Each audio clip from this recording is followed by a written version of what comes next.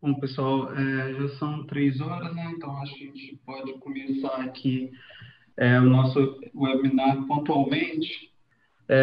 Primeiramente, boa tarde a todos, né? Meu nome é Jairo Terra. Hoje nós vamos apresentar para vocês mais um webinar da série de webinars da PSR, que nós vimos oferecendo gratuitamente, né, nesse período da quarentena. Vamos apresentar esse webinar. Eu, Monique, Andréia e Paula. Bom, o tema do webinar de hoje vai ser a modernização do setor elétrico no contexto da crise da Covid-19, né? Então, nós vamos discutir algumas das soluções estruturais que a modernização propõe para mitigar antigos e novos problemas, antigos problemas que o setor já vinha apresentando antes da crise e esses novos problemas que a Covid-19 trouxe para o setor, né? A PSR já vem discutindo intensamente os impactos da crise da Covid-19, né? Em um outro produto que a gente também oferece gratuitamente, que é o EnergyCast, o nosso EnergyCast, que é um podcast quinzenal, onde a gente discute sobre diversos temas do setor elétrico. Nós já discutimos sobre a transformação econômica no pós-Covid-19, o que será do Brasil em 2020, né, nesse resto do ano, e mais especificamente alguns impactos do coronavírus no setor elétrico, né? Bom, diferente do que a gente vem fazendo, né, a discussão de hoje ela vai ser mais pautada na modernização do setor elétrico, nesse contexto de crise do Covid e no pós-crise, né? Quais são as medidas de médio e longo prazo que podem endereçar tanto os antigos problemas quanto os novos problemas. Para isso, a gente separou a apresentação de hoje em dois blocos. No primeiro bloco, a gente vai tratar especificamente sobre a modernização do setor elétrico, pontuando as diferentes propostas, né, as principais propostas, as motivações e algumas perspectivas e caminhos que essas propostas vão seguir no futuro, né? Num segundo bloco, nós vamos encaixar essas propostas nesse contexto da Covid-19, né? E para isso a gente vai tentar entender e discutir um pouco melhor esses impactos da crise da Covid-19 e a adequabilidade dessas propostas de modernização nesse contexto, né? Já dando início aqui, então, para a nossa apresentação, para o primeiro bloco sobre a modernização do setor elétrico, eu vou pedir para a Monique fazer essa introdução e esse resumo da modernização, como ela tem evoluído no Brasil. Mas antes disso, eu vou discutir com vocês um pouco sobre a reforma dos setores elétricos em outros países, em outros setores elétricos do mundo, né? A gente vê que muitos países já adotaram mercados atacadistas por ofertas de preço, né? Outros países eles estão discutindo essa mudança agora, né? Essa proposta ela visa uma gestão mais centralizada dos riscos. Uma outra questão também é a adoção de preços horários e preços locacionais, que tem a capacidade de dar uma sinalização econômica mais eficiente, baseada na operação real do sistema elétrico. Alguns países eles também precificam de forma diferente os diferentes produtos que são oferecidos pelos agentes, né? Por exemplo, confiabilidade, energia em si ou serviços ancilares, eles podem ser precificados de uma maneira diferente, eles podem ser precificados separadamente, né? O que a gente tem visto muito em discussão também em outros países é o estabelecimento de uma fronteira clara entre o mercado do atacado e o mercado do varejo, né? Idealizando diferentes soluções para cada um desses tipos de mercado. Um outro ponto também que já é muito endereçado em alguns setores elétricos mais maduros é a questão da comercialização de energia via bolsas, né?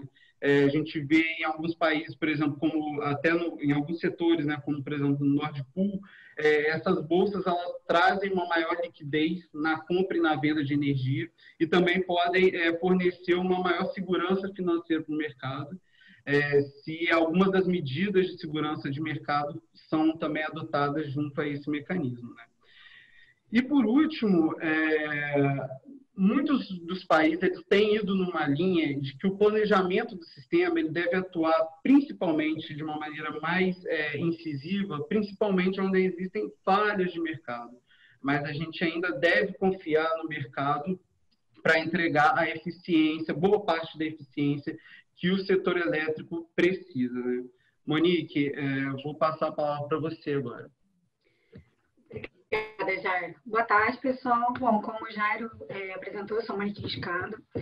A ideia é a gente começar falando um pouco aqui onde a gente estava no setor elétrico antes da crise da Covid. Bom, é importante destacar que o nosso modelo, o nosso marco regulatório ele é do início dos anos 2000. Naquela época, a gente tinha um modelo baseado em hidrelétricas de grande porte, a maioria delas com grandes reservatórios. Então, a gestão centralizada dos riscos naquele momento fazia muito sentido. Características como PLD semanal por patamar, num cenário onde você tinha pouca mudança nos preços de curto prazo também, fazia parte da lógica do sistema. No entanto, como o Jairo mencionou, a gente tem passado aí por um processo de mudança, que não é só no Brasil, é a nível mundial, tanto pelo lado da oferta, né, como a entrada aí de novas fontes de energias, muitas delas intermitentes, então com características diferenciadas aí do que a gente estava acostumado a ver até então no setor, quanto pelo lado da demanda, com consumidores também cada vez mais ativos e mais participantes aí dessa rede de energia. Esse novo cenário exige mudanças, né, na regulamentação para que ele funcione de uma forma eficiente e dê sinais adequados a esses consumidores e aos geradores, enfim, a todos os participantes desse sistema, alocando também melhor aí os custos e riscos entre os diversos agentes desse mercado. Nesse sentido, a gente vem discutindo no Brasil, desde 2017,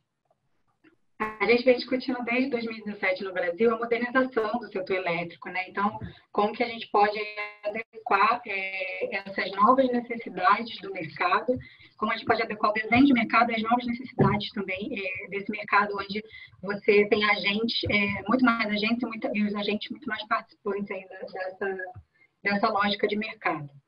Nesse sentido, a CP 33, que é a Consulta Pública 33, foi lançada em 2017, com uma proposta bem estruturada, tratando de diversos temas, para esse novo marco do setor elétrico.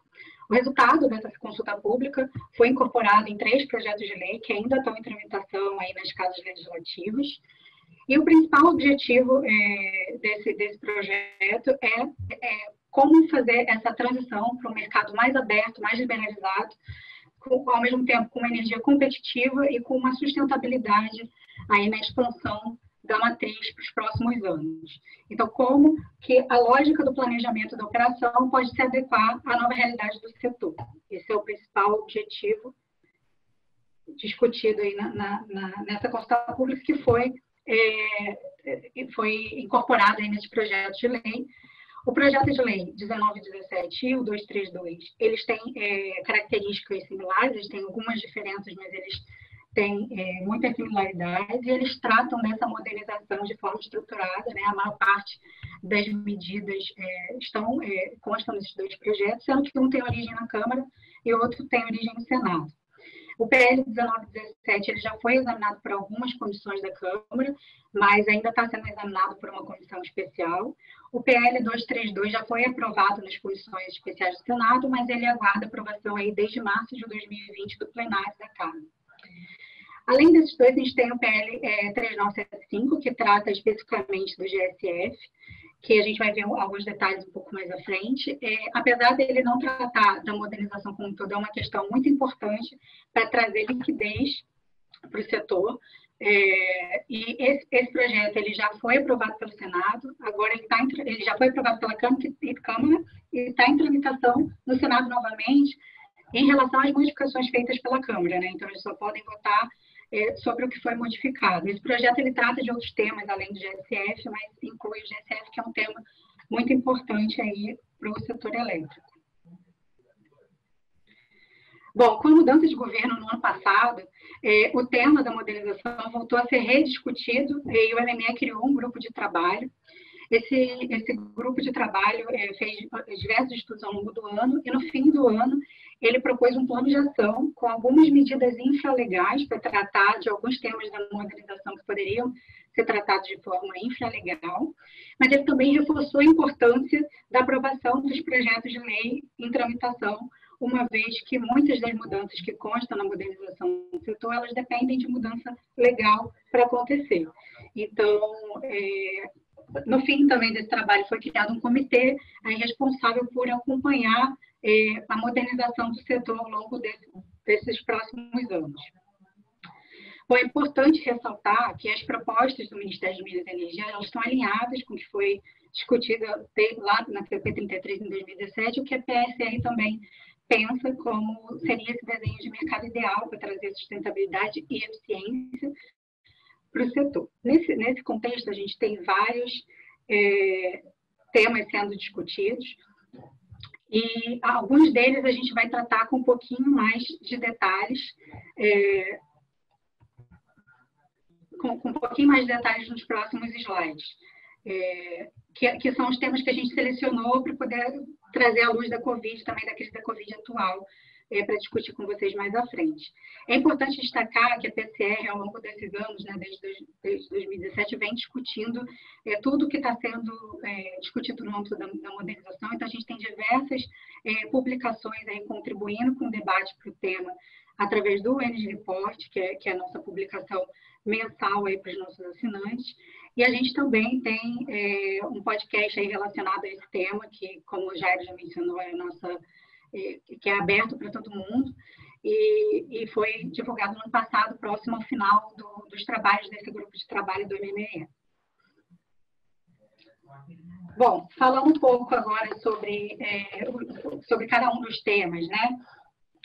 No tema formação de preços, hoje no Brasil, a gente tem uma formação de preços realizada de forma centralizada, né, e com base em custos.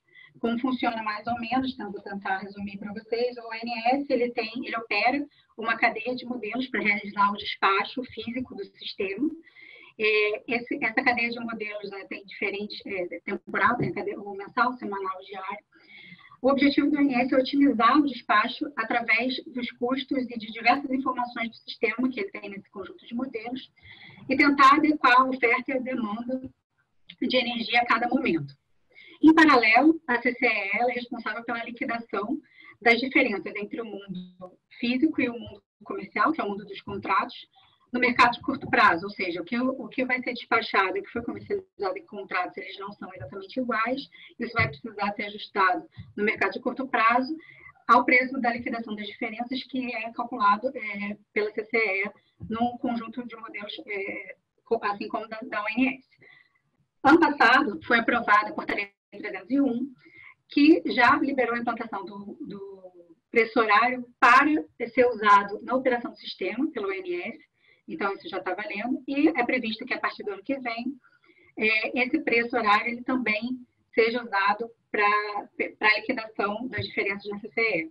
É importante destacar que, hoje, esses valores eles já são informados através de uma operação sombra, que é para garantir a previsibilidade aos agentes no ano que vem. Então, esse ano, ele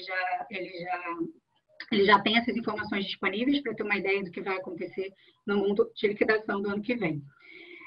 Vale ressaltar que essa implantação do preço horário, ela é importante, né, como eu mencionei, no mundo completo com predominância hidrelétrica, era menos importante, mas quanto mais a gente tem uma matriz diversificada, se torna cada vez mais importante para adequar a operação física e comercial do sistema, esses preços com uma granularidade menor. Eles vão ficar mais aderentes o comercial do operacional, né? Adicionalmente, nesse ponto, a gente está discutindo a implantação do modelo de oferta de preços.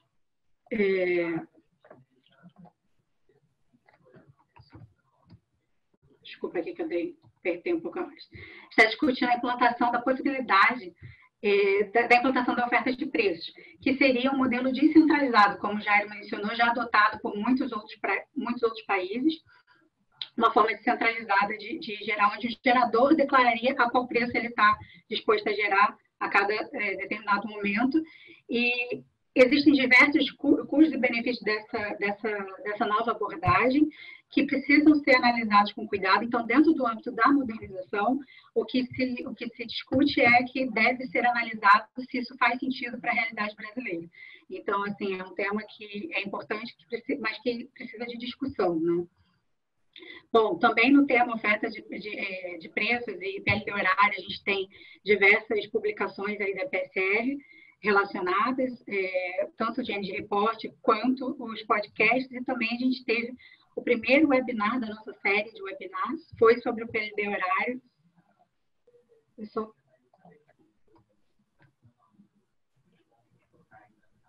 Desculpa, a gente estava travada aqui a passagem das minhas animações.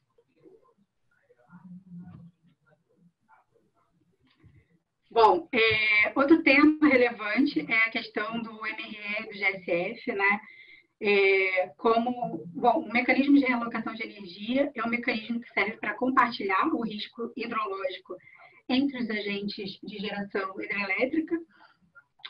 O GSF ele é a relação entre a geração total dessas usinas participantes do mecanismo com a soma das suas garantias físicas. É esperado que, na maior parte do tempo, essa relação ela seja maior ou igual a 1, já que as garantias físicas são calculadas considerando um período crítico do sistema. No entanto, não é isso que a gente tem observado, como a gente pode ver aqui nesse gráfico, ao longo dos últimos anos.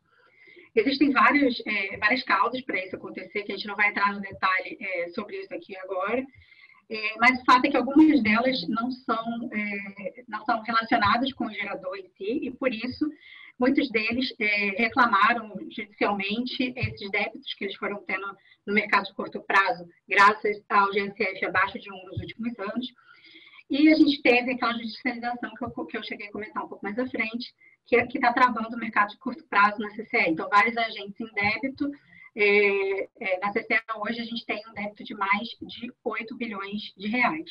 Nesse sentido, o PL 3975 tem o objetivo de resolver esse problema do passado, né? A proposta é estender a outorga desses agentes de geração em troca deles pagarem os seus débitos no mercado de curto prazo e destravar, assim, esse montante lá na CCE. Só que, além disso, a gente tem algumas outras propostas sendo discutidas aí para o MRE. Uma delas é a revisão de garantia física. Em 2017, a gente fez uma primeira revisão de garantia física. No entanto, o decreto 2655, ele determina que cada revisão de garantia física ela pode diminuir no máximo 5% da garantia física da usina por revisão, ou 10% em relação ao que está estabelecido no contrato de concessão ao todo, né? Então, num segundo momento, você poderia reduzir mais 5%, mas no terceiro momento você já teria atingido o limite de 10%. Então, a cada revisão, 5% e 10% no total das revisões ao longo do tempo. O que acontece é que esse 5% que algumas usinas perderam não foi suficiente. A gente sabe que tem muitas usinas que estão com a garantia física superestimadas. E, com isso, essa revisão não foi suficiente para adequar o sistema à realidade operativa dele. Nesse âmbito, a gente tem discutido a possibilidade de uma revisão de garantia física extraordinária. Ano passado foi lançada uma consulta pública tratando desse tema. Essa revisão de garantia física extraordinária não respeitaria esses limites do decreto, mas ela prevê que haja um reequilíbrio econômico-financeiro dos agentes que aceitem participar desse processo, né? Além disso, a gente tem outra revisão de garantia física ordinária aí, prevista para 2023. Então, a gente tem 2 caminhos, a revisão ordinária em 2023 e uma possível revisão extraordinária, se for aprovada, dentro dessa discussão da modernização. Monique, se eu puder fazer só um comentário, eu acho que é legal a gente ressaltar aqui que muitas vezes, né, a solução para o MRE e a solução para o GSF, elas não são envolvidas na discussão da modernização em si, mas essa é uma proposta também que é muito importante e que, assim como as outras propostas, elas foram idealizadas lá em 2017, né, pela equipe da EPE e a equipe do Ministério, principalmente. E exatamente essa solução, essa proposta que tem sido pautada hoje pelo PL 3975, ela já vem sendo discutida desde 2017, né? O que mostra um pouco da dificuldade aí da gente aprovar essas propostas em todas as partes do processo, né? E como você bem colocou, essa proposta está agora no Senado já. Essa o setor está com a expectativa de que seja a primeira a ser aprovada, já que falta agora, depois de tanto tempo, como você bem destacou, falta pouco, né? A gente espera. E, adicionalmente, também, no âmbito do MRE, tem sido discutido, o MME lançou, né, nesse conjunto do grupo de trabalho algumas propostas de como recuperar o mecanismo, de como aprimorar o seu funcionamento, inclusive estimulando a eficiência individual das usinas, o que hoje acaba não acontecendo muito, como risco é compartilhado, muitas vezes a eficiência individual não é estimulada. Então, também tem sido discutido como que isso poderia fazer parte desse aprimoramento do mecanismo, né? Bom, a gente também tem alguns Energy Reports aí tratando do tema, para vocês consultarem depois. Bom, outro tema importante nessa nossa discussão de hoje é a questão da abertura de mercado. Hoje é considerado um consumidor livre convencional, ou seja, que pode consumir energia de qualquer fonte, aqueles consumidores que assim desejarem também, com carga maior ou igual a 2.000 kW. E pode ser um consumidor livre especial, ou seja, aquele que vai comprar energia de uma fonte incentivada. Então, para ele ser livre, ele tem que comprar energia de uma fonte incentivada. Os consumidores com carga entre 500 e 2.000 kW. No entanto, a portaria 465 do ano passado, ela está abrindo esse mercado de modo a gente chegar lá em 2023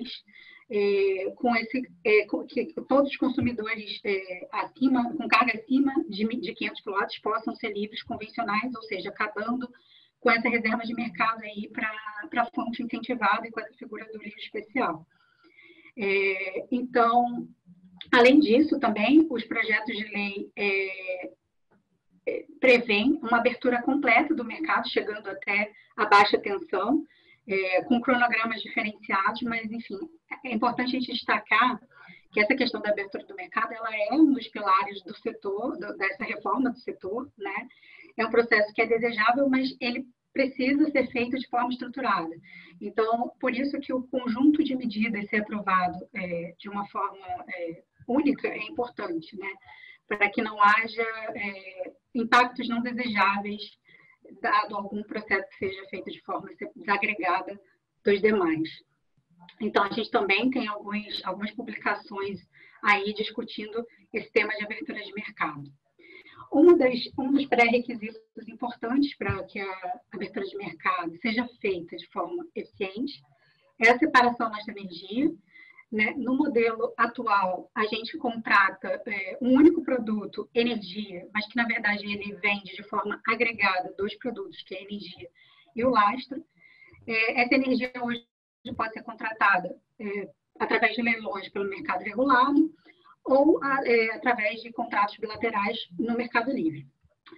A EPE, ano passado, dentro desse processo do grupo de trabalho, abriu uma consulta pública e fez uma proposta conceitual de como funcionaria essa separação. Então, ainda é um processo em discussão, mas a gente trouxe aqui como que seria de acordo com essa proposta que a gente tem em discussão hoje.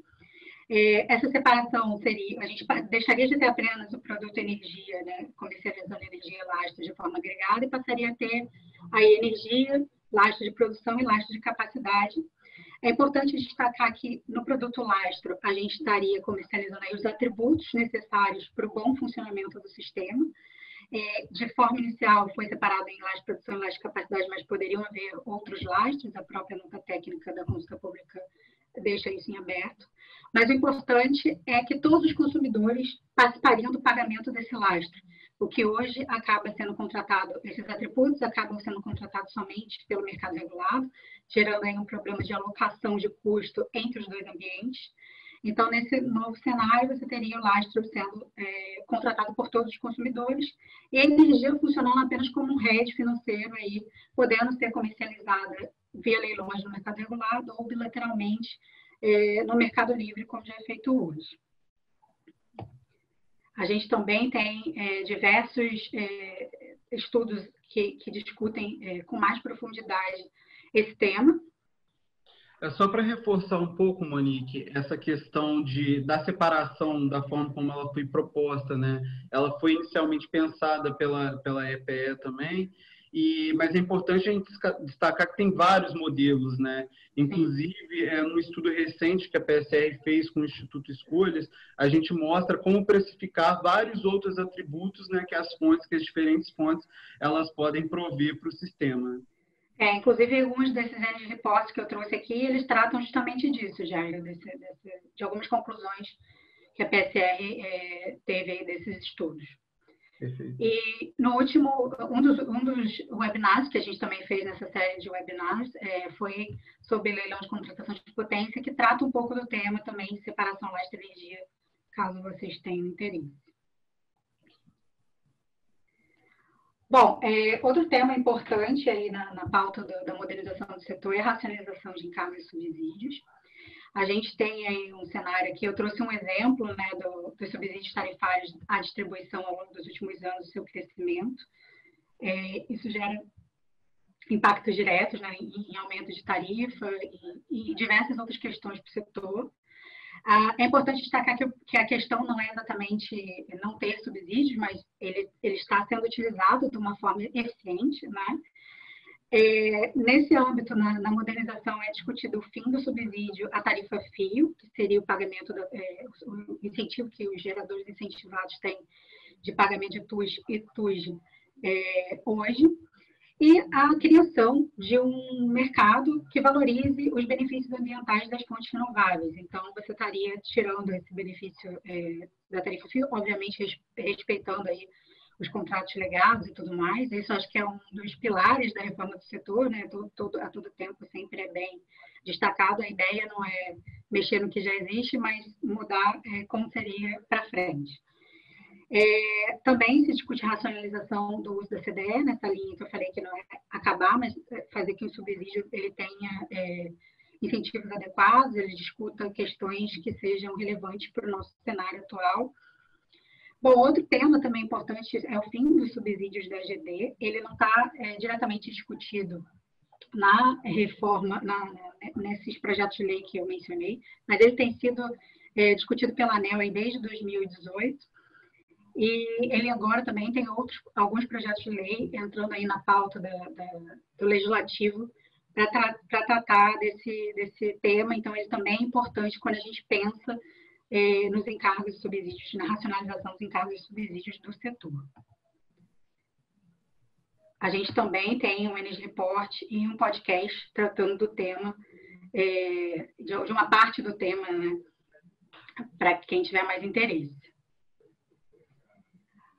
Bom, falando um pouco agora de sustentabilidade da distribuição. Hoje, a distribuidora ela tem a obrigatoriedade de estar 100% contratada. No entanto, num cenário, como a gente mencionou, de abertura de mercado cada vez maior, expansão da GD, de outras soluções de autoprodução, onde o consumidor começa a ter cada vez mais autonomia, né, de decisão, fica cada vez mais difícil para a distribuidora prever o seu mercado e garantir essa questão da obrigatoriedade de 100% de contratação. E ela acaba tendo dificuldade também de gerir o portfólio quando acontece um cenário, por exemplo, de sobrecontratação. Nesse sentido, a gente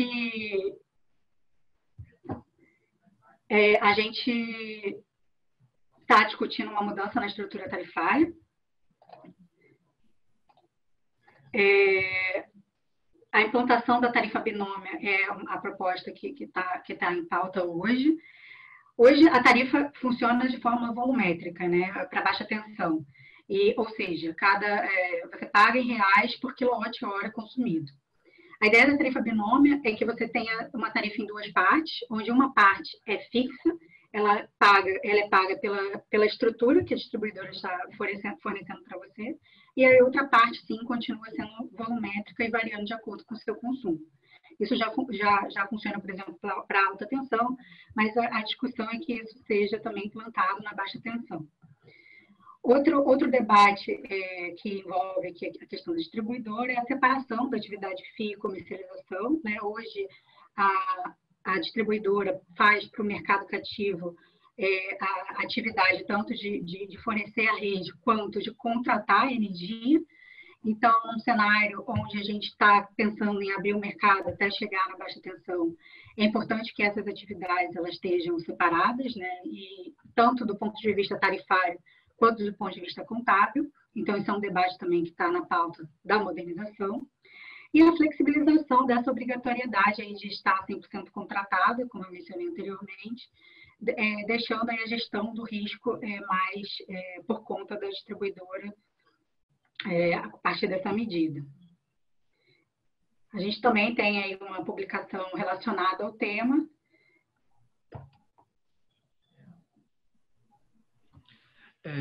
Bom, pessoal, só para dar uma satisfação para vocês, sobre as perguntas do chat, as principais perguntas a gente vai responder no final da apresentação, quando a gente tem um tempo para fazer uma discussão, né? Obrigado. Só acrescentando, Jairo, rapidinho, tanto o documento que a gente está apresentando como a gravação da apresentação serão disponibilizados ao final também, tá? Beleza. Opa, acho que saiu aqui a apresentação. Peço desculpas. Tá. Bom, obrigado, Monique, pela apresentação. Bom, a gente sabe, então, que muitas dessas questões, muitas dessas propostas, né, elas precisam de um longo período de discussão para serem aprovadas, tanto quando é uma medida que pode ser tomada via portaria ou quando tem que ir para o Congresso para alteração de lei. O processo ele é efetivamente muito complexo.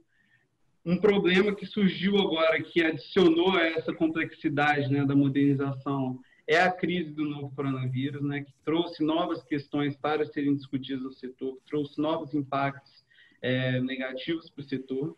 E nesse novo contexto, né, surge essa pergunta, né, e se alguma dessas medidas da modernização já tivessem sido implementadas, né, como seria a crise, como que seria esse contexto no setor elétrico, né? Bom, antes da gente entrar, então, no próximo bloco, que a gente vai discutir isso, a gente preparou aqui uma enquete, né, com uma pergunta para vocês responderem, né? A pergunta é, quais dos seguintes temas da modernização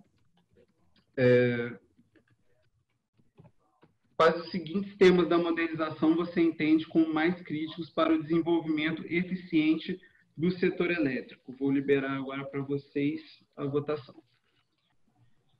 5, 4, 3, 2, 1. Bom, terminou a votação, pessoal. Vamos dar uma olhadinha nos resultados, então. Bom, como a principal proposta aí, né, para a gente poder endereçar, como proposta mais crítica, né, a vencedora foi soluções para MRE e GSF, né, e em segundo lugar ficou as propostas referentes à formação de preço, né. Na verdade, separação lógica de energia. Ficou bem equilibrado, na verdade, né? Inclusive, né, isso mostra como que todas as propostas elas são, na verdade, integradas, né? Para a gente poder endereçar de uma forma estruturante o desenvolvimento do setor elétrico, a gente precisa adotar de uma maneira coordenada boa parte de todas essas propostas, né? Bom, então, já dando início aqui ao nosso segundo bloco, né? Aqui a gente vai discutir, então, um pouco mais sobre esse novo contexto da Covid-19 e como a modernização ela se insere, né, no combate a esses impactos que o Covid-19 tem e vai ter no médio e no longo prazo no setor elétrico, né? Eu vou passar agora a palavra para a Andréia. Obrigada, Jairo, pela introdução. Boa tarde a todos.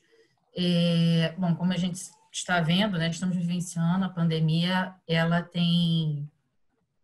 Ih, gente. A apresentação saiu aqui. Vocês estão vendo? É aquele problema na hora que a gente troca o controle. Estamos vendo tudo, André. Só Mas voltar eu lá não para estou a conseguindo. apresentação. Mas eu não estou conseguindo modo... acessar no modo apresentação. Está travado para mim. Vocês me Tá, desculpem. pode deixar que eu coloco aqui e aí eu vou controlando. Pode ser? Pode ser, por favor. Porque não está aparecendo a opção para mim. Bom, de fato, são diversos impactos que a gente tem visto relativos à pandemia, principalmente na área da saúde, mas também há muitos impactos econômicos, né? Diversos países têm discutido isso, até por conta da questão do comércio internacional, mudanças climáticas que estão sendo observadas, queda no crescimento, desvalorização das moedas, a própria indústria vê a questão do financiamento, investimentos na cadeia, como isso vai ficar, questão de desemprego para a população, enfim, são diversos os impactos, a gente poderia passar um dia inteiro aqui listando e discutindo, mas vamos focar no que impacta mais o nosso setor elétrico, né? Foi uma queda brusca na demanda, né? A gente viu uma redução significativa e junto a isso, nesse período, apareceu um outro cisne negro, que seria um choque do petróleo. E, bom, caracterizando mais... Chário, se você tiver com controle... Não, eu que estou. Agora sou eu que estou. Obrigada.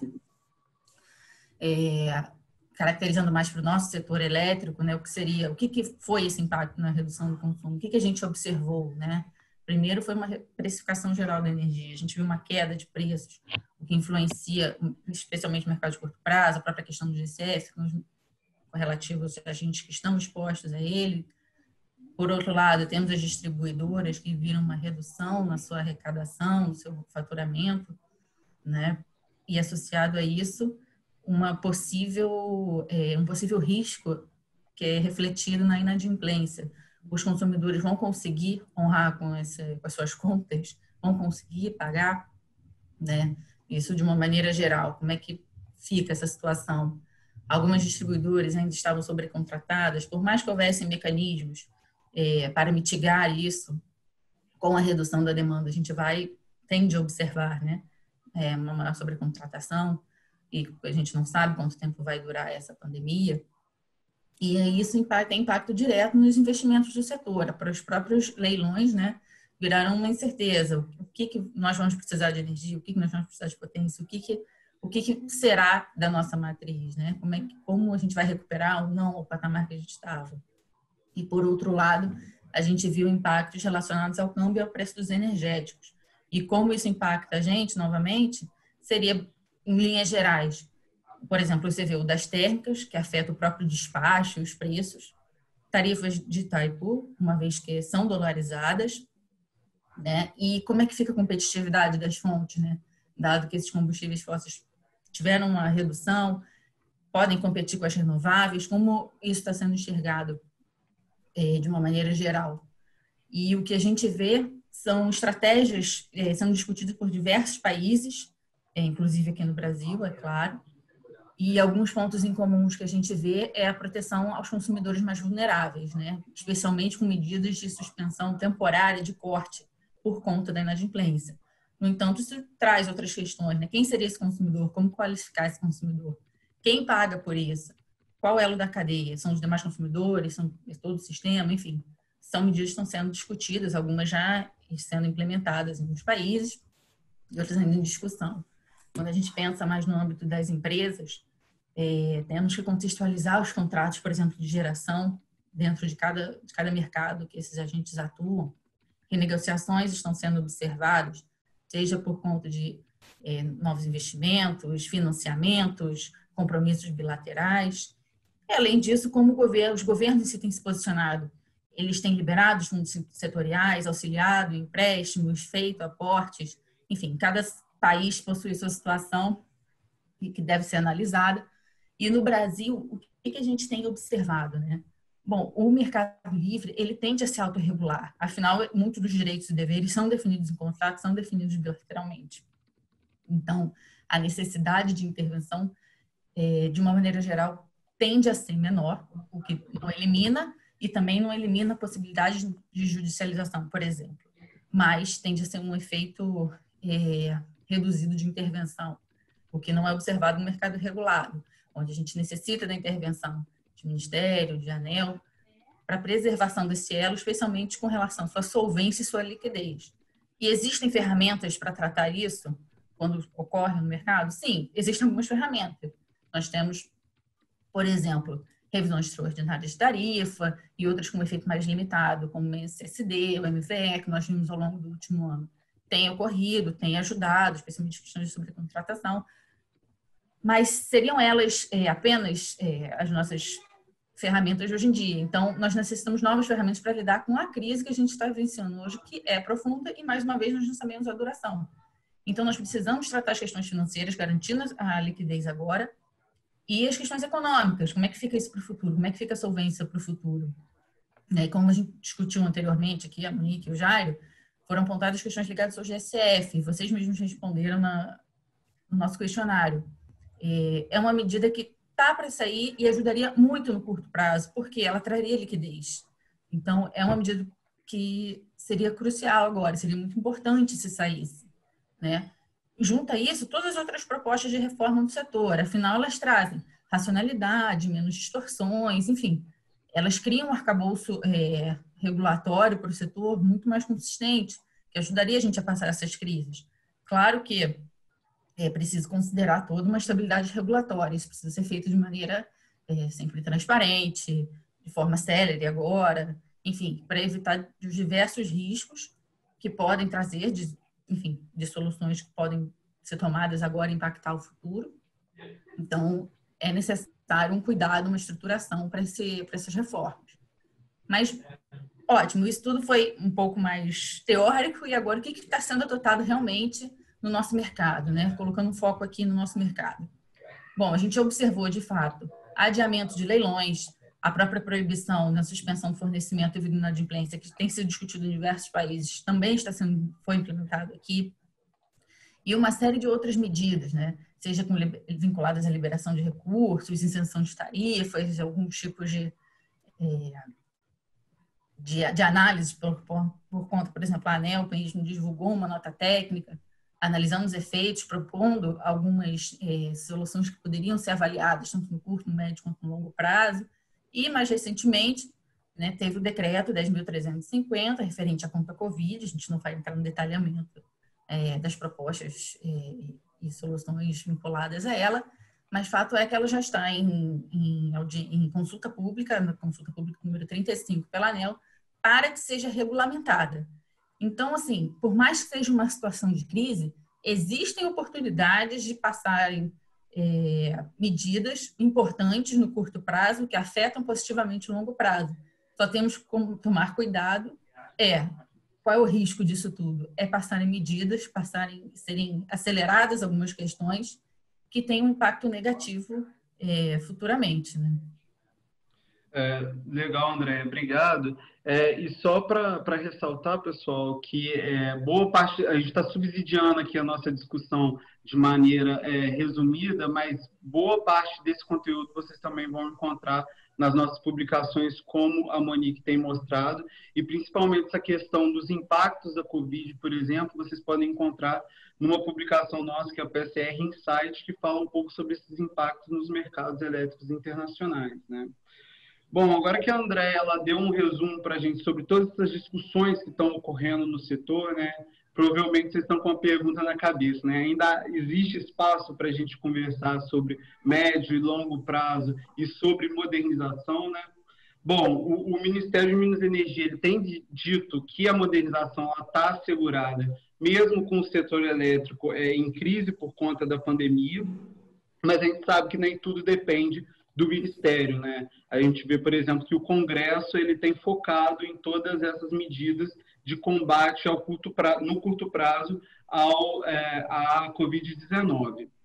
Mas uma coisa que a gente pode ter certeza é que a implementação da modernização, seja ela acelerada agora ou vista um pouco mais à frente, ela vai ter que ser ajustada à nossa conjuntura atual, né? A conjuntura atual e a do médio prazo. Bom, e que conjuntura é essa, né? A gente acredita que sim, existem oportunidades no pós-Covid, né, porque a Covid-19, ela, sem sombra de dúvida, trará uma nova dinâmica na economia e no setor elétrico, já tem trazido, inclusive, né, e como a Andréa bem pontuou, a gente tem que ter cuidado com os riscos, né, da adoção dessas novas medidas, porque soluções de curto prazo, elas podem e devem, provavelmente terão um impacto nas soluções de médio e longo prazo, tá? Então, a gente precisa de ter muito cuidado nas medidas de curto prazo que a gente está implementando, porque elas impactam, com certeza, nessas medidas de médio e de longo prazo para o aumento de eficiência do setor elétrico, né? Falando um pouco mais, então, dessa questão do D+1, né, que é o pós-Covid, com certeza existe muita incerteza, né, sobre a retomada econômica. Essa recuperação ela vai ser muito complexa, né? Isso a gente já sabe. E o que a gente sabe também é que muitos dos hábitos que vêm mudando, né, essas mudanças elas vieram para ficar, né? A gente espera uma economia mais produtiva, a busca por uma economia mais produtiva e uma mudança relevante, né, na dinâmica do comércio internacional.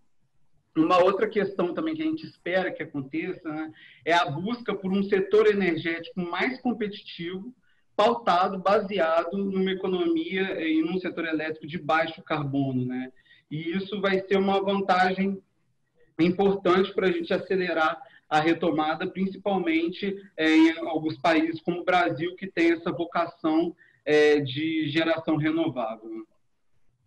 E ainda nessa linha, a gente consegue perceber, na verdade, já faz algum tempo, né, que muitos países, muitos governos e até empresas têm pautado muito essas questões de geração renovável, de um consumo de fontes com baixa emissão de carbono, né? E isso tem se acelerado agora nessa discussão da crise da Covid-19.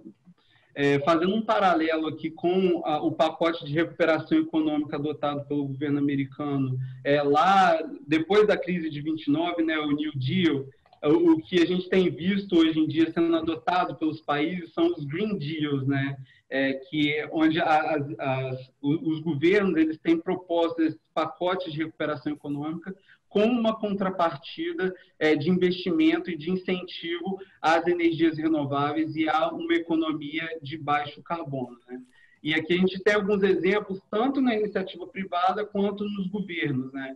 Primeiro, a gente traz aqui dois exemplos de duas empresas que são tradicionais, que são muito conhecidas no setor, né? A primeira é a Microsoft, né, que quer se tornar negativa, digamos assim, em termos de emissão de carbono até 2030.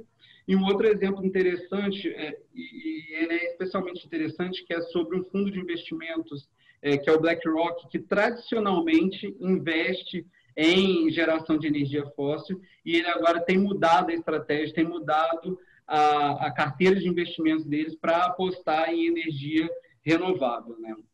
Do lado dos governos, a gente vê tanto a Europa quanto os Estados Unidos se movimentando também nessa linha dos Green Deals. E aqui eu destaco, né, que o pacote de recuperação econômica que tem sido proposta na zona do euro, né, na Europa, em que eles prometem um auxílio de até 800, de mais de 800, inclusive 800 bilhões de euros, mas com várias contrapartidas de investimentos em energias renováveis e em toda uma economia de baixo carbono, né? Carros elétricos e eletrificação em geral, por exemplo. Uma certeza que a gente tem nesse contexto, né, no contexto dos Green Deals e nesse contexto de recuperação econômica pós-Covid, é que para países, né, em desenvolvimento como o Brasil, para a gente conseguir surfar, usar essas oportunidades, a gente precisa dessas reformas e a gente precisa de atualizar e reformar o nosso marco regulatório, né?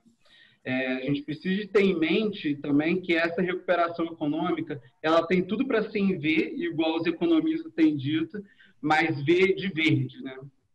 E isso pode ser endereçado também por um marco regulatório mais eficiente.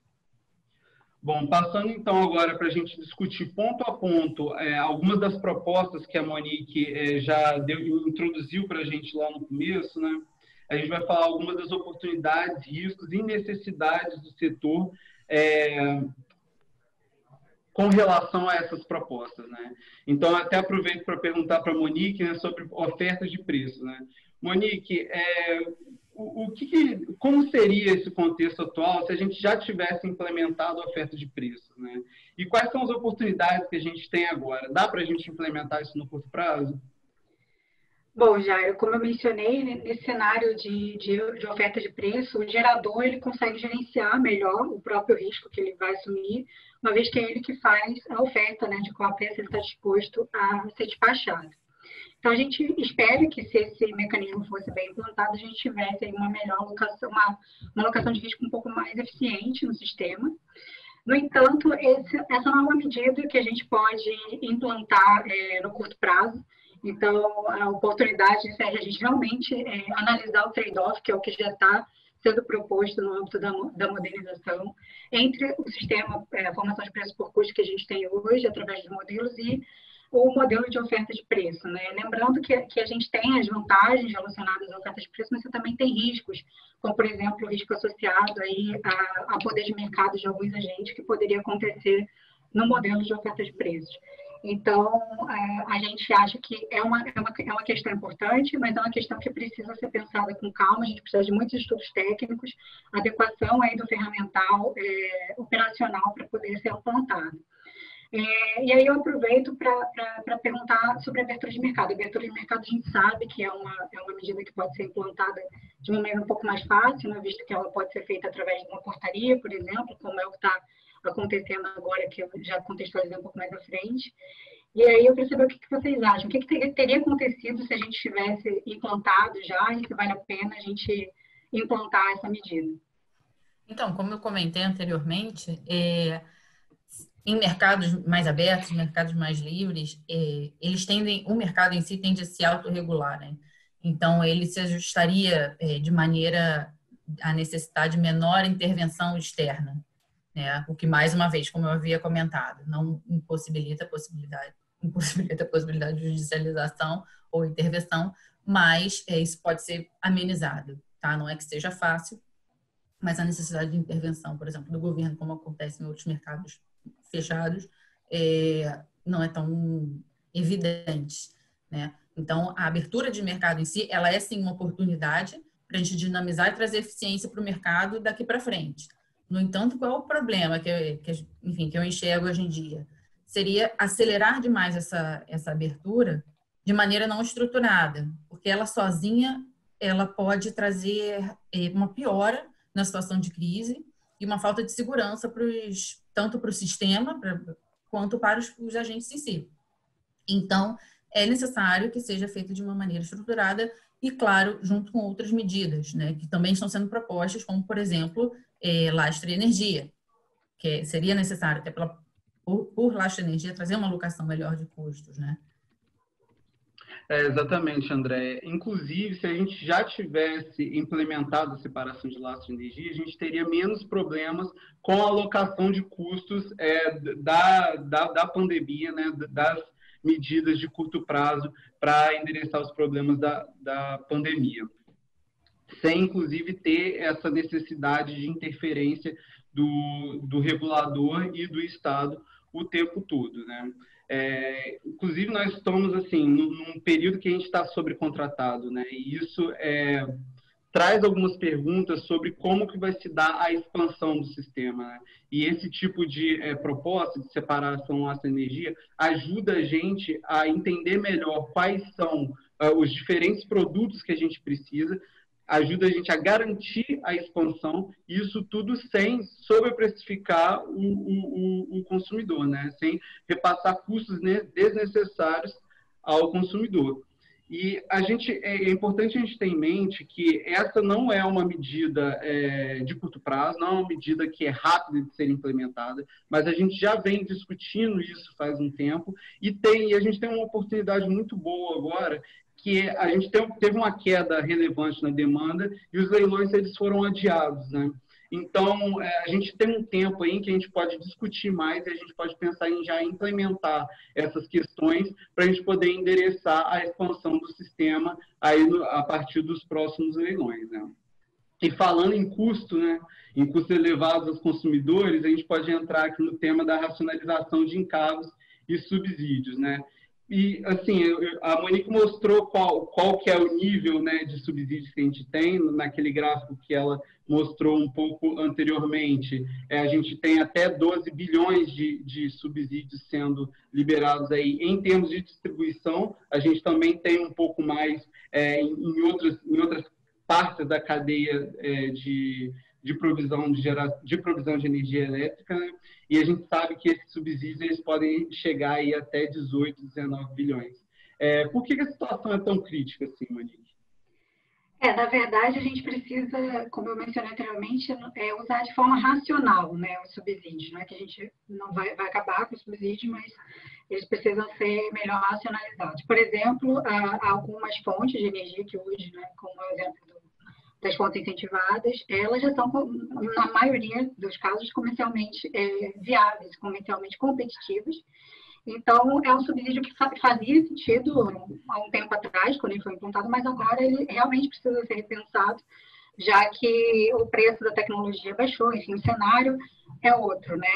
O nível de maturidade é outro. Então, isso realmente precisa ser questionado para que a gente não esteja aí passando para o consumidor ou deixando até de incentivar outras tecnologias, de investir de questões de inovação, por exemplo, que seriam importantes para o momento atual do sistema. Então, é preciso realmente repensar a lógica como esses encargos e subsídios estão sendo aplicados e alocados no sistema, né? E isso acaba conversando muito, como você falou, com a questão das tarifas, né? Se a gente não faz essa racionalização, a gente acaba repassando, no fim, tudo para o consumidor, né? O bolo só vai crescendo e a conta vai ficando cada vez mais cara. E aí isso acaba conversando muito também com o momento atual, onde a gente precisa de uma tarifa aí competitiva para poder sobreviver nesse D+1 que o Jair mencionou, né? Que é o período pós-pandemia, ou quando a gente começar a retomar a atividade econômica, né? E aí eu aproveito também para perguntar sobre a questão de como fica a distribuidora nesse cenário, né, de tarifas mais elevadas, né? Como isso pode impactar ela no cenário atual? Na verdade, assim como o consumidor cativo tem esse piso de todos esses subsídios, enfim, que você comentou anteriormente, a distribuidora ela é um elo muito vulnerável que ficou muito afetado pela crise, né? Porque, olhando a cadeia do setor elétrico, ela é um elo muito importante financeiro, ela concentra um fluxo financeiro muito grande, né? Ela faz recolhimentos, faz repasses, enfim. Então, é crucial que, como está estruturado hoje o setor, ela demanda uma atenção, ela precisa ser cuidada, né? E porque ela é vulnerável. E entra essa questão toda tarifária, que a estrutura é falha, os riscos eles estão mal alocados, então ela é um elo fragilizado. E algumas questões apontadas por você, Monique, anteriormente, com relação à modernização, poderiam sim ajudar nesse momento, né? Que a gente vê que há movimentações para auxiliar as distribuidoras, como, por exemplo, a própria conta Covid. Né? E daí algumas medidas que poderiam ser trazidas, como a própria questão da tarifa binômio, né? Garantir uma receita específica para o fio que não variasse com relação ao consumo em si, né? Não fosse volumétrica, poderia auxiliar a não necessidade de um volume tão grande de investimentos, não digo nem investimento, mas de intervenção do governo nesse momento. Talvez ela conseguisse sobreviver melhor nesse momento. A própria questão da sobrecontratação, que vai acabar surgindo por conta dessa queda da demanda, vinculada à exigência de contratar 100% da carga, é muito ruim nesse momento. Então, se isso fosse adiantado, essa não exigência, isso poderia também auxiliar. Mais uma vez, não é que isso simplesmente resolva o problema, mas auxilia esse problema a tender a ser um pouco menor. Claro, nem todas as propostas podem ser implementadas de maneira rápida, de maneira célere, para ontem, para resolver esse problema. Mas é importante que sejam, sim, estruturadas para que sejam tomadas, que não seja agora no curto, mas no médio prazo, para que seja resolvida essas questões para futuras futuras crises, né? E, assim, claro, não é só a distribuidora, a gente está colocando aqui a vulnerabilidade dela nessa situação toda, como atingido da situação, mas, por exemplo, geradores também vinculados ao MRE, a questão do GSF também estão sofrendo com isso. E, então, é importante que isso tudo seja endereçado.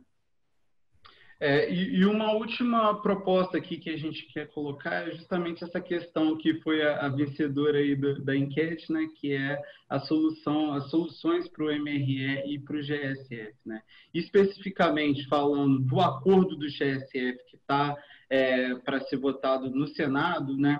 Se ele já tivesse sido implementado, se a gente já tivesse resolvido essa questão, com certeza hoje a gente teria mais liquidez no mercado, né? Dado que a gente tem aí pelo menos 8,4 bilhões de reais travados por liminares na CCE, né?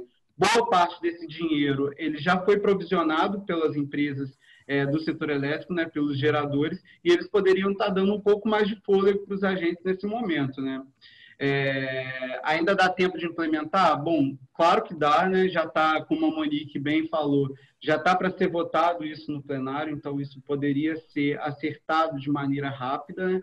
Mas nem tudo está certo, né? Nem tudo está pronto ainda, porque essa medida ela resolve o passado e ela daria esse fôlego do curto prazo. Mas a gente sabe que o MRE e a questão do GSF, eles ainda precisam de outros mecanismos que aumentem a eficiência do MRE, né, e dos sinais de eficiência, sinais de preço dentro do mecanismo. Bom, a gente já está se aproximando aí de 1 hora de apresentação, né? A gente vai agora para a conclusão e mostrar algumas perspectivas da PSR para esse pós-Covid, né? Antes disso, eu queria repetir com vocês aquela enquete que a gente fez lá no começo. A diferença é que agora a gente colocou quais são os temas da modernização que vocês entendem como mais críticos, levando em consideração o contexto pós-Covid, né? E aí eu vou abrir aqui agora a votação. Bom, pessoal, votação sendo encerrada agora. Bom, novamente o vencedor foi soluções para o MRE e para o GSF, né? A gente viu que isso trava o mercado do curto prazo, né? Tem travado aí 8 bilhões e, sem dúvida, a resolução desse problema ela traria mais conforto para os agentes do setor, mais conforto, mais segurança e mais liquidez, né? Mas é legal a gente ver que também como que a sustentabilidade da distribuição recebeu mais votos agora, né?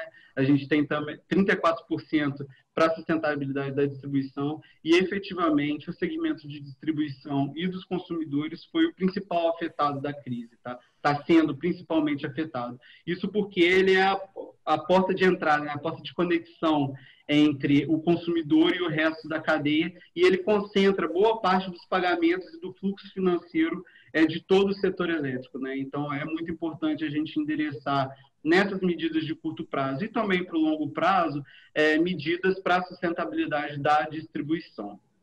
Eu acho que cabe só uma observação com relação ao que a gente tem hoje, né? Todos apontaram, né? As soluções para MRE e GSF. Bom, a solução que a gente tem hoje, ela ajudaria no curto prazo, ou seja, ela traria liquidez. Por outro lado, a gente não tem uma proposta efetiva de como esse problema pode surgir novamente no futuro seria endereçado, né? Sim, exatamente. Então, isso sim é uma preocupação. Eu não sei se isso foi isso que muitos gostariam de dizer aqui, né? Dado que a gente tem essa situação que pode ser resolvida para o passado, mas não para o futuro. Mas, de fato, a gente viu uma grande mudança dada a sustentabilidade na distribuição. Perfeito. Bom, pessoal, então, para concluir e antes de a gente passar para as respostas das perguntas e para a discussão com o público, né, a gente gostaria de ressaltar algumas perspectivas, né, e pontuar que a modernização ela é uma oportunidade para o Brasil, tendo em consideração esse contexto pós-Covid, né, de forma que a gente possa continuar sendo protagonista de uma economia de baixo carbono, endereçando e incentivando a inovação no setor, para a gente poder entregar uma energia de qualidade e aos custos e a baixos custos, né? De forma que o setor seja mais eficiente. A gente sabe que boa parte dessas propostas elas têm impactos diferentes no segmento, né? E é muito importante a gente analisar o trade-off e ter em vista os ganhos e a eficiência global do setor para a gente poder implementar essas medidas. A gente conversou lá no início sobre como os países, como o setor elétrico de outros países tem endereçado muitas dessas questões. É importante a gente ter em mente que não é só plug and play, né? A gente pegar a solução de outro país e colocar aqui no Brasil, mas que é muito importante a gente observar as soluções que têm sido implementadas nos outros países, os impactos que isso tem tido e trazer isso para o contexto brasileiro, né? E, por fim, pessoal, ressaltando só alguns dos riscos que a gente já tinha comentado, né? Eu acho que o principal risco na adoção desse pacote de reformas é efetivamente a gente ter um fatiamento das soluções, né? A gente ter as soluções sendo implementadas de maneira não coordenada. Isso pode piorar, isso tem o potencial de piorar a crise, na verdade, né? E também essa questão de as medidas do curto prazo, elas impactarem de maneira negativa as medidas de longo prazo, né? Então, é sempre importante a gente ter em mente que a gente tem que salvar o agora, que a gente tem que ter essas medidas de mitigação dos impactos agora, mas sempre de olho no futuro, no médio e no longo prazo, né? Em resumo, apostar numa maior eficientização do setor elétrico para a gente ter uma economia e um setor elétrico mais competitivo nesse pós-Covid. Até porque tratam-se de soluções estruturantes, né? Não é uma solução simplesmente conjuntural. Então, é importante, sim, que toda essa modernização não seja esquecida, não seja passada para trás, mas também não seja atropelada, né? Não seja Exatamente. também a gente saia querendo implementar tudo, que também não é por aí. Isso tem que ser feito, sim, de maneira organizada, como você falou, para trazer competitividade e eficiência para o mercado, para aliviar não só o que a gente está vendo agora, mas possíveis crises que certamente surgirão no futuro. Perfeito. Bom, pessoal, a gente está uns 7 minutinhos atrasado, mas a gente ainda pode abrir, a gente vai abrir agora para responder as perguntas que foram feitas no chat. Ressaltando que quem ainda tiver pergunta também, que quiser mandar aqui pelo Q&A ou pelo chat, pode mandar aqui que a gente vai tentar endereçar aqui alguns. Boa tarde, pessoal. Eu sou a Paula. Eu vou ajudar o pessoal aqui a direcionar as perguntas que a gente recebeu ao longo aí desse webinar. Jairo, Andréia e Monique, tem uma pergunta do Guilherme Carvalho que a gente não respondeu e também não teve a resposta via chat, perguntando qual a opinião da PSR sobre a revisão de garantia física realizada em 17 e 18, uma vez que não foram utilizados todos os parâmetros atualizados, tanto que Itaipu, que sempre gera mais energia que sua garantia física, teve seu valor de garantia reduzido, enquanto outras usinas sempre deficitárias no cálculo da MRE não sofreram uma atualização da garantia física. Então, passo a bola para vocês aí e, eventualmente, eu comento alguma coisa, se for o caso. Eu posso tentar responder. Bom, na verdade, essa revisão de garantia física que foi realizada em 2017, ela foi uma tentativa de corrigir, pelo menos parcialmente, né, esse problema que a gente vem tendo com o GSF e com essas garantias físicas que elas não representam a realidade operacional, né? Concordo que ela foi insuficiente, isso porque a gente tem limites para poder revisar, né, esse limite de 5%. E também isso envolve toda uma outra questão dos critérios, né, que são utilizados, como foi bem colocado, e que eles precisam de passar por um longo período de discussão e de implementação de qualquer mudança, né? A gente tem visto aí também no contexto da modernização uma discussão para você alterar alguns desses critérios e que a revisão de garantia física extraordinária, né, sem esses limites, com uma mudança nesses critérios, uma mudança que seja mais que traga uma maior aderência, né, com esses critérios e a realidade do suprimento seria, sim, a ideal. Lembrando que nem todas as usinas que participam do MRE foram incluídas nessa revisão, né? Então, a gente tem um grupo, enfim, tem PCHs, por exemplo, que sofrem um outro processo de revisão e que também não tem sido adotado. Então, são um conjunto, é preciso organizar esse arcabouço para realmente trazer uma revisão eficiente para todos esses agentes, né?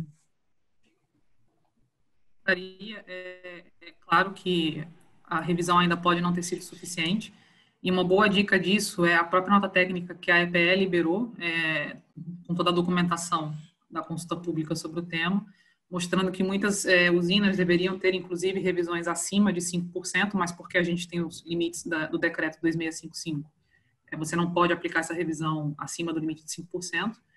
Mas é importante lembrar que a revisão de garantia física ela deveria ter sido feita muito antes, né? E veio sempre sendo postergada ao longo dos anos, e 2018 foi, de fato, o primeiro ano onde essa revisão de garantia física veio passar a valer.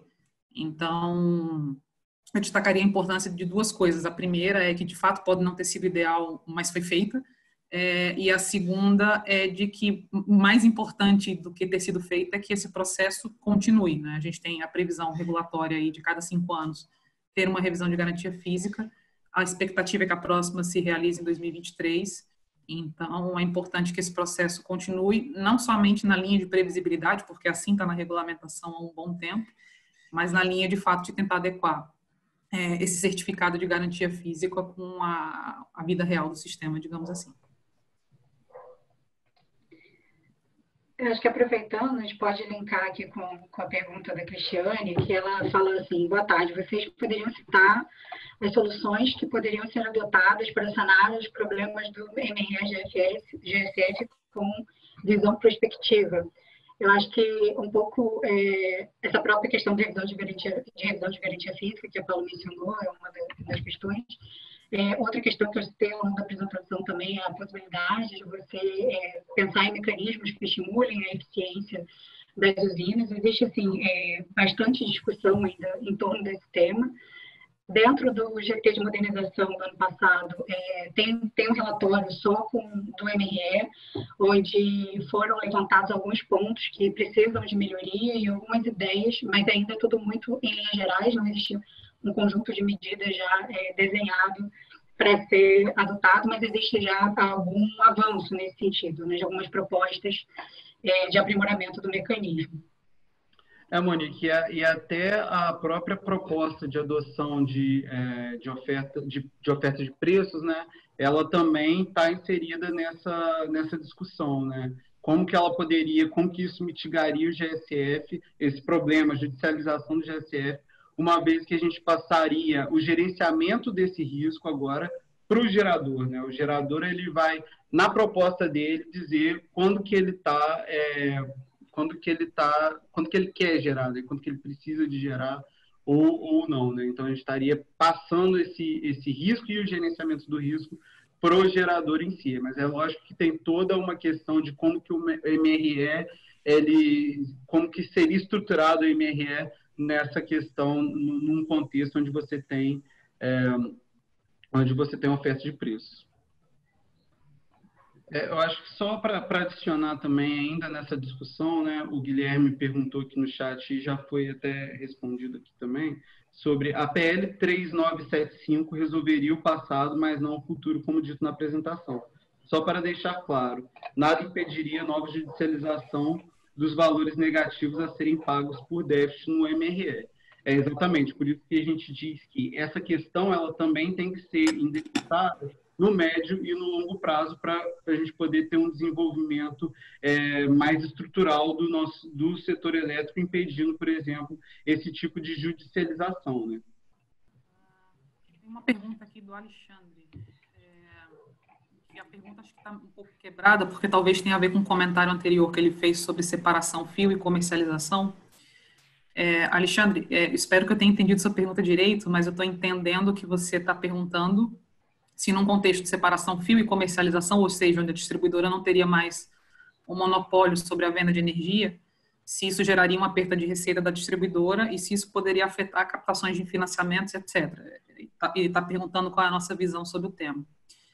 Assumindo que essa seja a sua pergunta, a resposta ela tem que também dar um passinho atrás para lembrar o seguinte: hoje, quando a gente fala de venda de contratos de energia, no caso, a distribuidora adquirindo energia para revender para um consumidor final cativo, nesse processo, ela é mera repassadora de custos, né? Então, você tem lá, por exemplo, um preço que resulta de um leilão, a distribuidora basicamente pega aquele preço e repassa em tarifa, não a distribuidora em si, a ANEEL que faz esse processo. Então, nesse contexto onde a distribuidora é uma mera repassadora de custos, ela não teria uma margem em cima dessa atividade. Não vou entrar nesse momento na derivada a diferença de fluxos financeiros que a distribuidora recebe, de repente paga mais ou a menos, enfim, não vou entrar na questão da componente financeira. Mas, olhando conceitualmente, a atividade de comercialização seria uma atividade onde a distribuidora é uma mera repassadora de custos, não teria uma margem. E num contexto onde se separa comercialização e fio, sim, a distribuidora não vai mais perceber a receita atrelada à venda de energia para aquele consumidor, mas ela também não percebe os riscos dessa atividade, né? E hoje, por exemplo, quando a gente fala no contexto de pandemia e auxílio às distribuidoras que está sendo aí estruturado via contra o Covid, uma boa parte disso é justamente em função desse risco que a distribuidora assume em cima da parcelar e principalmente da compra de energia nesse contexto. Então, acaba sendo, digamos assim, duas variáveis que você tem que colocar na mesa. Sim, a distribuidora perderia receita, mas, por outro lado, ela possivelmente não teria tantos riscos e a própria despesa de compra de energia ali por trás, né? Então, eu penso que num contexto de captação de financiamento, é uma outra empresa que está ali indo captar empréstimos ou financiamentos no mercado. Não é aquela mesma distribuidora com aqueles mesmos riscos e receitas por trás. Deixa eu ver se tinha mais alguma coisa para acrescentar nesse ponto. E dependendo da forma como você estrutura e comercializa a separação entre essas coisas, usualmente quando você separa fio e comercialização, você tem que pensar na figura do supridor de última instância, que é aquele camarada que vai atender quem não quer ser do Mercado Livre, por exemplo, ou consumidores mais vulneráveis, enfim. Dependendo da forma como você estruturar isso, a própria distribuidora poderia ser também esse elemento. Mas, obviamente, que essas atividades separadas... bom, existe até uma outra discussão se deveria se separar contabilmente ou não. Mas, em última instância, a própria distribuidora também poderia prestar esse serviço de última instância. Então, é uma discussão super vaga, super vasta, perdão, com muitos detalhes ainda a serem adicionados. Mas o recado principal para a sua pergunta é sim, teria uma queda de receita, mas, por outro lado, teria uma queda de despesas e de riscos atrelados a essa atividade. Vocês querem relendo a pergunta dele, talvez também possa ter a ver, porque como ela está quebrada aqui para a gente, não dá muita certeza, né, sobre o que seria. Mas, de uma maneira geral, a perda de receita em alguns... Peraí que a pergunta sumiu para mim. A perda de receita... pode estar ligada também, que é a questão do financiamento de uma maneira geral, né? Olhando pela visão do investidor. Então, como é que isso fica com relação, vamos supor, BNDES, emissão de debênture, poderia ser isso também, não tenho certeza se era isso que ele também estava perguntando. Porque, de fato, toda essa incerteza pode gerar uma perda de receita, e como é que fica esse fluxo financeiro para esse investidor, enfim, para esse empreendedor capturar investimentos para o seu negócio, seja na área, por exemplo, de gás, ou seja na área de renováveis, enfim. Isso também de fato, é um tema importante, mas a gente não acredita que vá parar os investimentos nesse sentido, porque trata-se de investimentos de longo prazo. É um pouco mais conturbado agora, por conta da incerteza, mas a gente vê o próprio BNDES se mexendo nesse sentido, então acredito que isso não vai ser um grande problema, agora sim mas eu acho que isso o mercado mesmo vai se gerenciar para que isso continue caminhando. Afinal, é algo necessário, né?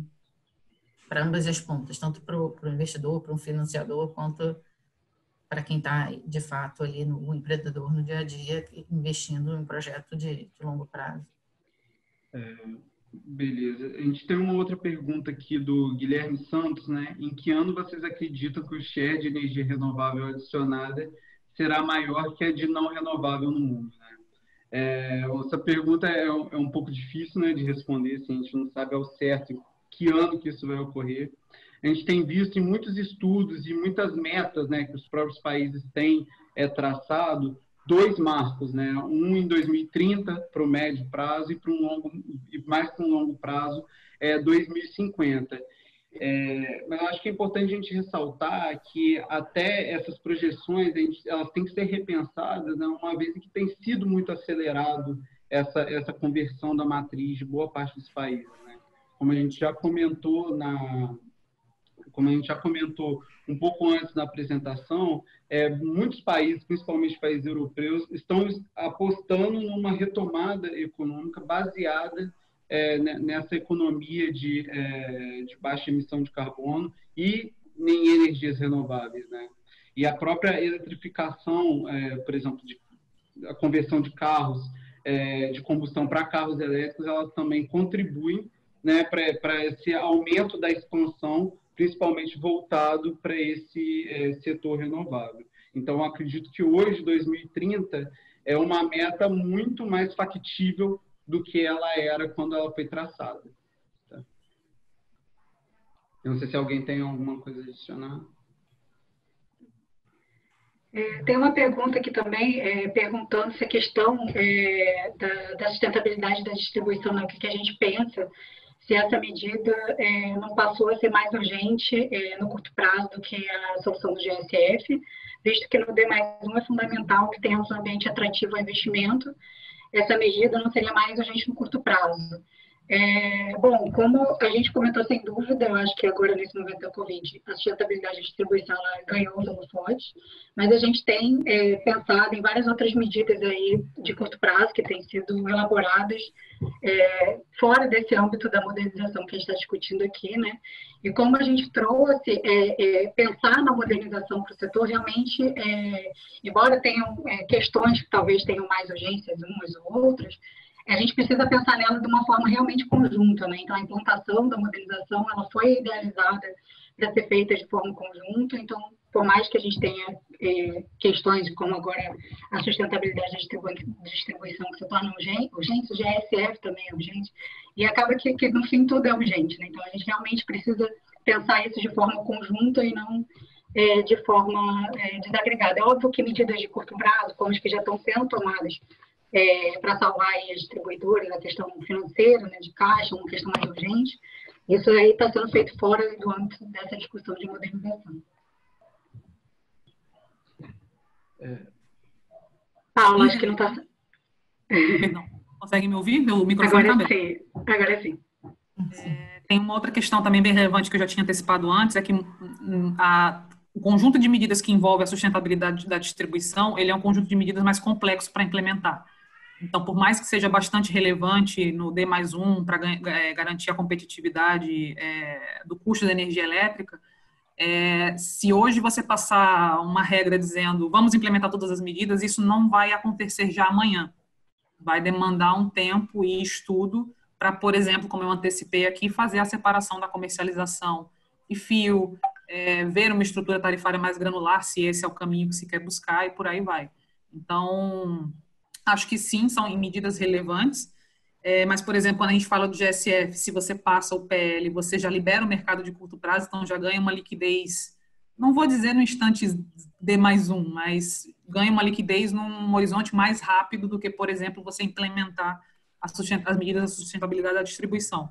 Eu acho que o resumo, que na verdade só complementa o que você já falou, é basicamente esse. São todas medidas muito importantes. A gente não pode parar, e acho que é todo o grande recado que a gente está trazendo aqui hoje para vocês. Mas, de fato, algumas medidas têm um timing um pouquinho mais acelerado do que outras que demandam mais estudo. Pessoal, eu só queria voltar um pouquinho em duas perguntas que a gente já respondeu, né? Uma é a questão da garantia física de Itaipu, né?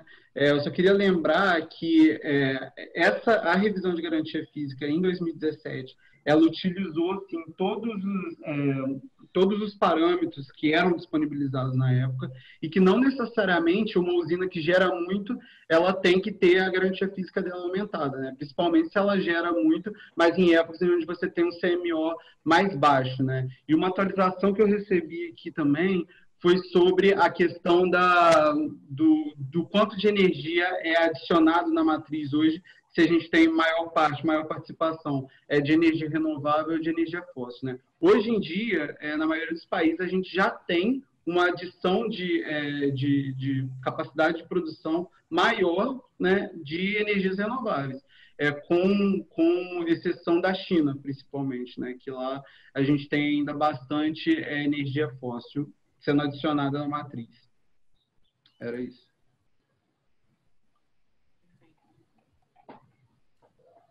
Tem outras perguntas aqui do Marcos França, que eu acho que é basicamente a mesma pergunta escrita de forma diferente. Esse momento de redução de consumo e demanda não iriam prejudicar a revisão da estrutura tarifária, visto que os consumidores típicos estão utilizando os recursos de maneira diferente do que seria uma situação de normalidade? E aí, para dar um pouquinho de contexto, quando a ANEEL faz a revisão tarifária da distribuidora, ela precisa acessar algumas grandezas mais físicas da distribuidora, como, por exemplo, a curva de consumo, ou a curva de carga, melhor dizendo, dos consumidores que estão conectados a ela. Isso é importante para, por exemplo, você dimensionar qual é o tamanho da parcela B que você vai jogar em determinados grupos de consumo. Como não se tem como fazer isso para todo mundo, você seleciona alguns consumidores típicos ou representativos de determinados segmentos dentro dos níveis de tensão, faz a medida disso e utiliza esse dado como uma amostra representativa do conjunto integral. Esse é um tema, Marcos, que acho que até nas próximas revisões tarifárias, dependendo da duração e da profundidade da redução de carga em função da pandemia, que a ANEEL vai ter que endereçar. Se busca um período mais próximo da revisão tarifária, onde já tenha sido, já não tenham mais os efeitos da redução de carga em função das medidas de distanciamento social, se faz alguma extrapolação utilizando dados do passado, enfim. Esse é um tema que a ANEEL vai ter que avaliar.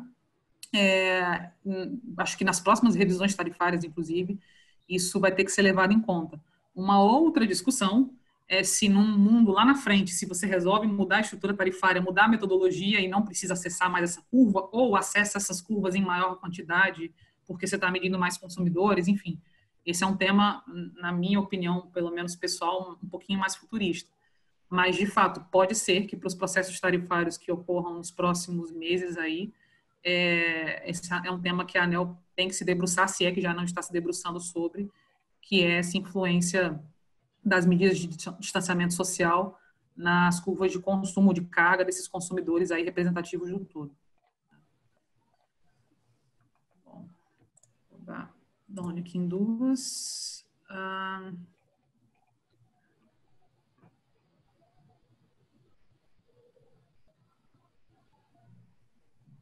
Tem uma outra perguntinha aqui, pessoal, que está vinculada, acho que o Lucas, ele fez essa pergunta no chat, que era justamente a pergunta que eu estava procurando aqui, mas ele acabou de colocar aqui no Q&A e facilitou a vida.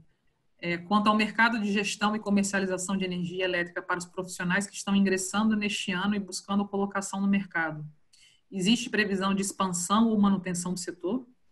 E qual é o impacto esperado da crise e da modernização para os profissionais do setor? E, Lucas, obrigado aí pelo feedback positivo sobre a apresentação.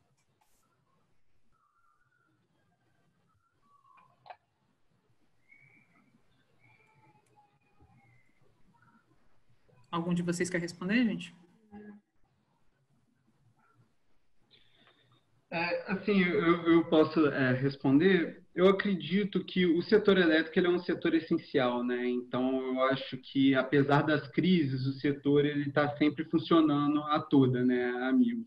E, efetivamente, a gente teve um impacto aí nas diferentes empresas, diferentes segmentos, mas eu acredito que, endereçando todas as questões que a gente tem que endereçar para salvar o setor no curto prazo, e dando continuidade nessas medidas de médio e longo prazo para aumentar a eficiência do setor, o setor só tende a crescer, digamos assim, né? A gente só tende a ter cada vez mais vagas, a ter cada vez mais consumo de energia, uma vez que a onda agora é de eletrificação, né? A gente vai cada vez mais eletrificar os nossos processos, então acredito que o setor elétrico ele tem essa característica de ter um papel principal aí, digamos, né, no desenvolvimento do país.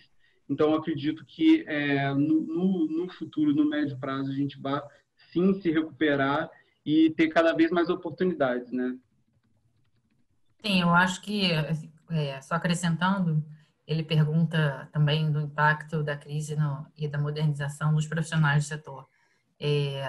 Enfim, os profissionais eles vão ter que muito se atualizar, e constantemente, como em todo o setor, mas vinculando isso à questão da gestão, comercialização de energia, sim, tem muito espaço, porque o consumidor cada vez mais ele é um prosumidor, né? E principalmente nesse período de transição dele, ele precisa, muitos precisam de auxílio, entender esse mercado, e as comercializadoras e gestoras de energia hoje fazem esse papel, e acredito que com a abertura de mercado esse papel cresça. Tá? Temos até a figura do varejista, enfim, existe um espaço para crescimento nesse sentido, sim. Exatamente. Quem conseguir se transformar junto com essa transição do setor elétrico, né, vai sair na frente aí no médio prazo. Exatamente. Quanto mais, acho que seria, quanto mais dinâmico for esse profissional, melhor ele vai conseguir transitar, né, nos elos da cadeia, e a própria comercialização e gestão de energia só ganha espaço, né?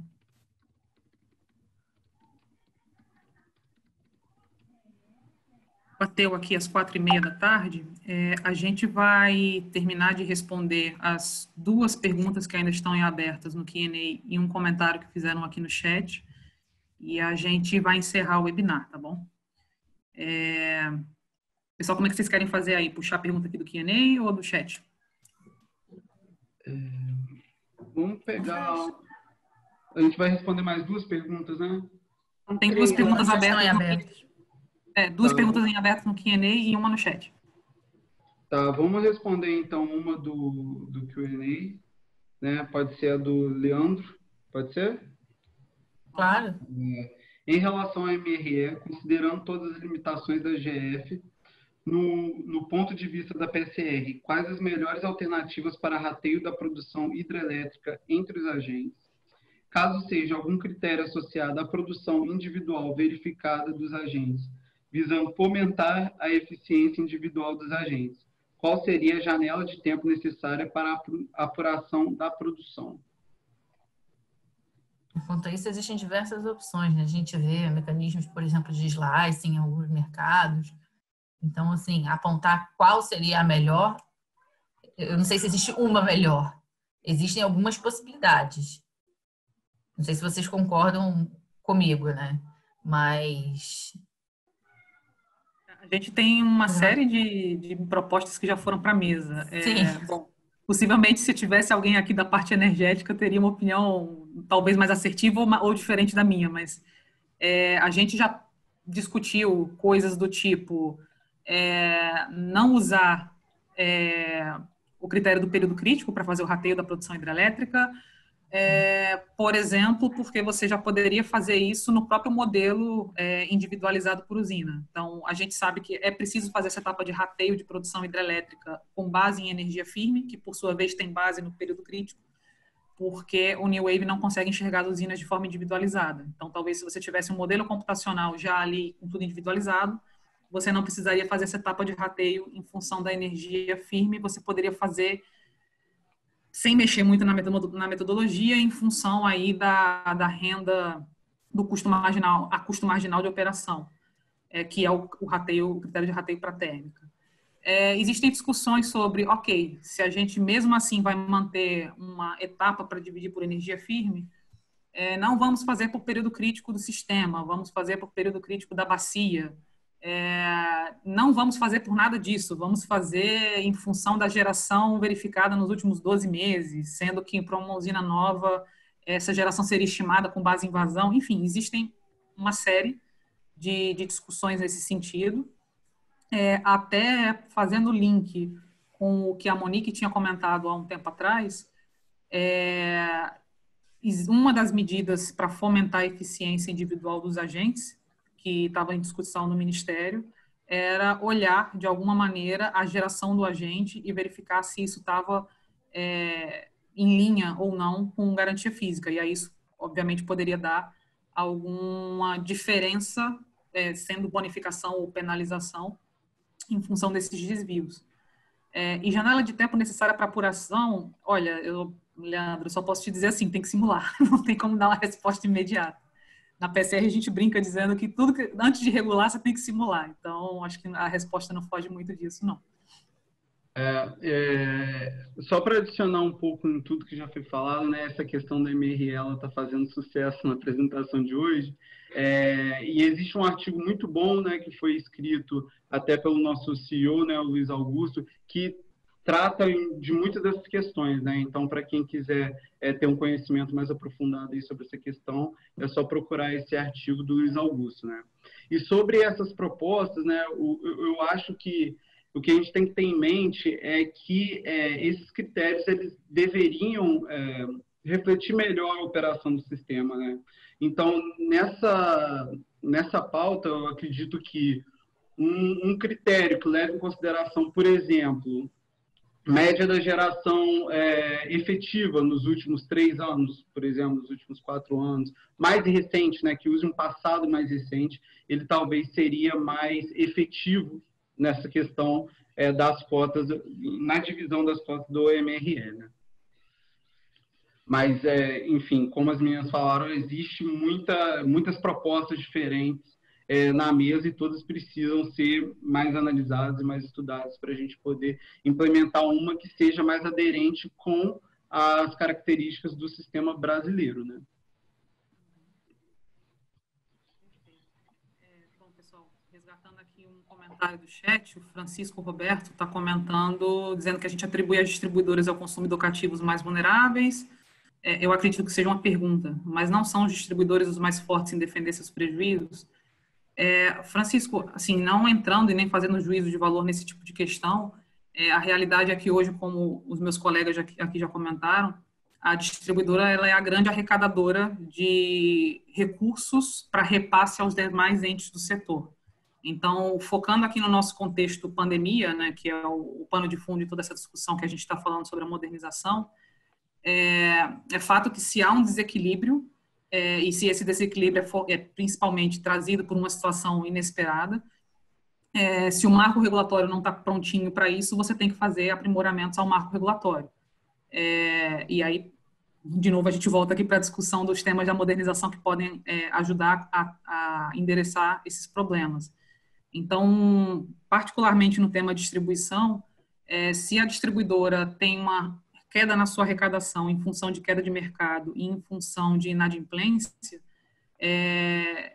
a gente tem 2 caminhos que a gente pode seguir. O primeiro é a distribuidora entubar o prejuízo e repassar para os outros entes da cadeia de valor os seus recursos respectivos, porque, afinal de contas, contratos de venda de energia foram firmados e contratos de uso do sistema de transmissão também, sem falar dos encargos setoriais.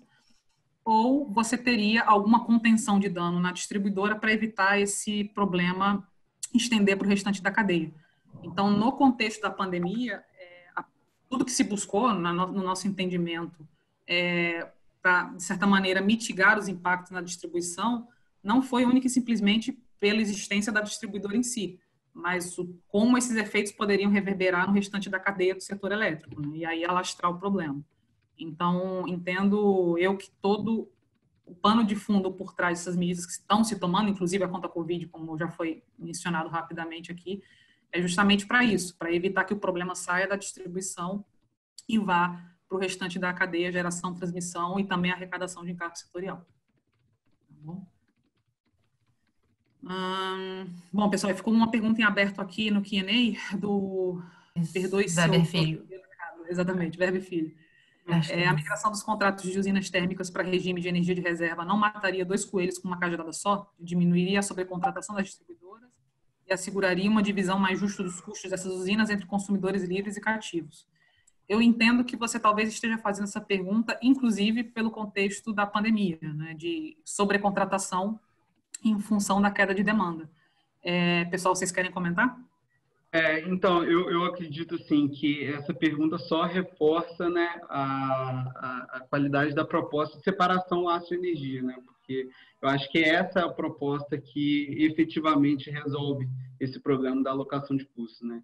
Se hoje a gente passar todos esses contratos de usinas térmicas, né, existentes para a conta de energia de reserva, a gente vai ter aí possivelmente uma alocação não prevista, por exemplo, de custos sobre o ACL. Né?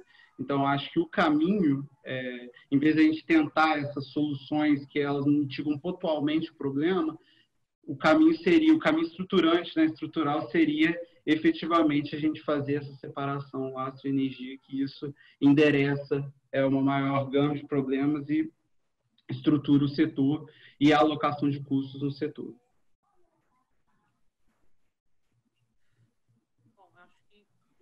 As perguntas que a gente tinha combinado responder antes de encerrar foram todas. Beleza, pessoal. Antes da gente terminar aqui, eu só queria convidar vocês para assistirem também o nosso próximo webinar, né, que vai ser realizado daqui a 15 dias, e que fala sobre usinas hidrelétricas reversíveis. Tá? Muito obrigado pela presença e pela participação de todos vocês. Obrigado, Monique, Paula e Andréia também.